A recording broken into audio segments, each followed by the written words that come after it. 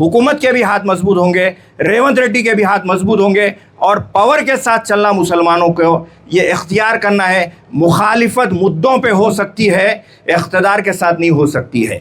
अगर रेवंत रेड्डी साहब कुछ गलत कर रहे हैं तो मुद्दों पे मेरी मुखालिफत हो सकती है, लेकिन इख्तिदार के साथ नहीं हो सकती है।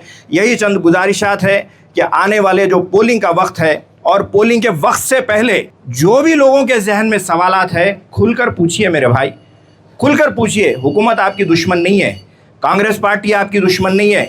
रेवंत रेड्डी के जो चैलेंजेस आज जो बर्दाश्त कर रहे हैं, अगर फसादात होते हैं तो उसके पीछे बीजेपी है। कुरैशी भाइयों को 10 साल से सताया गया, नहीं सताया गया क्या बताइए? आपको उनकी बिचारा निकाल के कुछ कर दिया बोले तो कि हो गया हो गया हो गया हो गया हो गया। तो हर चीज़ के लिए हुकूमत जिम्मेदार नहीं होती है, अपोजिशन भी जिम्मेदार होती है। और यही वो अपोजिशन है बीआरएस और बीजेपी जो कांग्रेस को बदनाम कर रही है।